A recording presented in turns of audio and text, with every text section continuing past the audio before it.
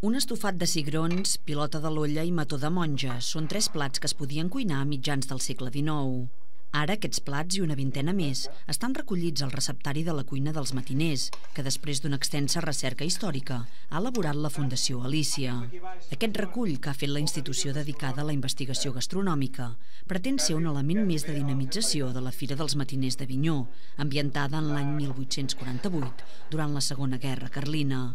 Ja que el que es fa és recordar un moment històric, doncs veure què és el que es feia en aquell moment històric i què és el que podem fer ara, d'alguna manera, quan anem a Avinyó d'aquell moment històric. I clar, com que nosaltres ens dediquem a estudiar aquestes coses del menjar, doncs en aquest cas era redescobrir aquestes receptes del 19, que podien haver estat fetes a Avinyó, al Bages, etc. I que la gent pugui fer, primer que pugui fer a casa, no molt senzilles, molt que es puguin fer amb elements que coneixem, etc. I que també puguin fer els restaurants i interpretar a la seva manera perquè els visitants tinguin un altre ingredient. Aquest receptari s'ha presentat als veïns i restauradors del municipi perquè el puguin incorporar en la seva oferta durant la fira. Hi ha un total de 24 plats amb entrants, segons i postres que protagonitzaven la dieta de la Catalunya central en aquella època.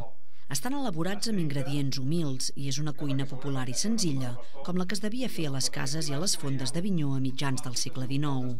Llegums, verdures, ous, bacallà o carn de conill o porc són els principals ingredients. Amb olles, amb bullits, amb escudelles, pensem això, amb cigrons, amb guisats de conills, amb